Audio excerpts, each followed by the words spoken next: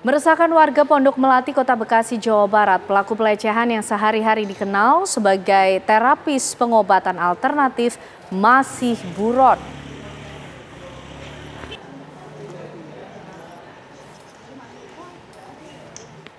Pendopo milik Murtan, lansia berusia 61 tahun, selepas ditinggalkan oleh pemiliknya masih dipasangi garis segel Pamong Praja, Kota Bekasi, Jawa Barat. Selain untuk praktek pengobatan, di pondok itu sering dijadikan tempat majelis zikir warga dari luar untuk berzikir dan mengaji. Tak disangka setelah korban bermunculan barulah diketahui ulah bejat pelaku dan modus majelis zikir untuk mengelabui warga. Belakangan pelaku juga diketahui sebagai pedagang ikan di pasar. Saat ini terduga pelaku melarikan diri setelah korban melaporkan kasusnya ke Unit Perlindungan Perempuan dan Anak atau PPA Polres Metro Bekasi Kota dan ke Wali Kota Bekasi.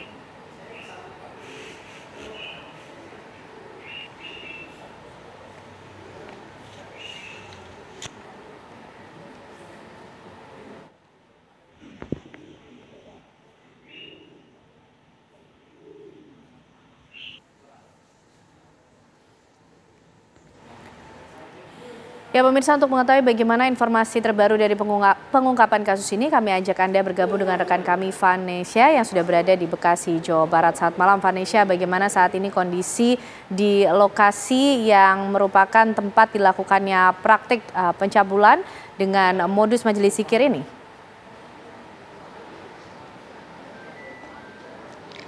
Ya, selamat malam pemirsa, dan saat ini saya sudah berada di depan rumah terduga pelaku pelecehan seksual berkedok pengobatan alternatif di sekitar Bekasi. Dan saat ini pemirsa, untuk lokasi rumah sendiri sudah disegel oleh pihak kepolisian dan juga untuk pelaku sendiri diketahui sudah meninggalkan rumah ini sejak berita ini mulai tercuat ke publik.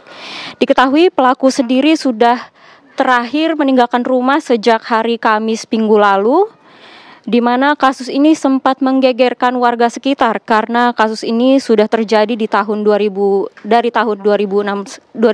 maksud kami, dan juga baru diketahui akhir-akhir ini karena ada salah satu korban yang akhirnya berani mengakui kepada salah satu wali kota Bekasi. Dan saat ini pemirsa, kami sudah menghadirkan kepada Anda salah satu sekretaris RT di dekat lokasi kejadian, Pak Hartono, yang akan memberitahukan lebih lanjut soal kejadian ini. Selamat malam Pak Hartono. Malam Mbak. Baik Pak Hartono, izin bertanya, sejak kapan Anda mengetahui adanya praktek pengobatan alternatif ini Pak yang dijalankan oleh pelaku? Ya, saya juga baru dengar kemarin aja Mbak. Emang dia juga itu dari 2011 kalau nggak salah ya Mbak. Ya cuman kan pengobatannya ya cuman buat apa ya, minta air, terus orang kesurupan, itu aja sih Mbak. Nah cuman kalau yang masalah ini saya juga tiba-tiba kaget, dia nggak lapor ke RT, nggak lapor ke sekretaris. Itu ada yang korban-korbannya gitu ya, yang sebelum-sebelumnya. Tuh, nah jadi ada yang korban yang pertama langsung dia ngelapor itu ke RT, itu Mbak. Itu kejadiannya begitu Mbak. Baik, untuk pelaku sendiri apakah sudah lama tinggal di sini Pak? Bagaimana interaksinya dengan warga sekitar sehari-harinya? Sehari-harinya dia cukup dibilang bagus ya Mbak ya, karena kan warga sini belum tahu bahwa dia begitu ya Mbak ya. Nah jadi dia kan di sini sebagai ustadz, jadi warga sini ya mimpin doa, mimpin apa, Pak Ustadz Murtan yang mimpin gitu loh Mbak. Jadinya warga ini dianggap baiklah dia gitu di sini. Itu aja sih Mbak. Tuh. Untuk korban sendiri apakah semuanya berada dari sekitar sini Pak, seperti tetangga pelaku? Di sini ada sekitar 4 orang ya, yang lainnya dari luar ya mungkin, terus dari RT yang lainnya juga ada gitu loh Mbak. Itu. Apakah pelaku ini memiliki izin Pak atau sebelumnya udah meminta izin kepada RT terkait prakteknya ini? Ya kalau izin sih cuman itu yang saya bilang, izinnya cuman pengobatan doang. Pengobatan ya, yang orang kesurupan itu aja sih ya, setahunya itu. Saya juga setahunya itu RT, setahunya itu, cuman izin belum gitu loh Mbak, cuman itu aja. Berarti sebelum berita ini viral, pihak sini juga belum ada yang tahu ya Pak? Belum yang tahu, bahwa tiba-tiba kagetnya ini aja gitu. Orang sini taunya ya namanya dia ustadz ya, pengobatannya kesurupan, Nah, terus ya itu aja, surupan, kasih air. Nah, tiba ada kasus ini pada kaget warga sini, termasuk saya gitu sama RT itu sih Mbak. Kalau untuk pelaku sendiri di sini tinggal bersama siapa saja, Pak? Di sini dia tinggal sama istri, sama anaknya, sama mantunya gitu.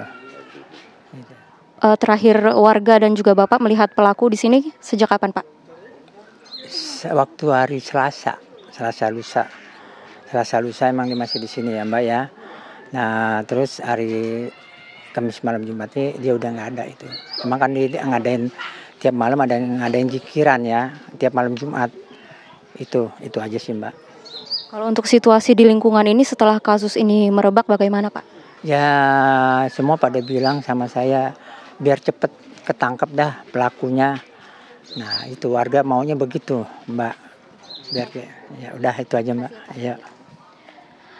Baik, begitulah pemirsa pengakuan dari Pak Hartono selaku Sekretaris RT di lingkungan Jati Asih Bekasi ini. Kami berharap kasus ini juga cepat selesai dan pelaku segera ditangkap. Demikian kami kembalikan ke studio.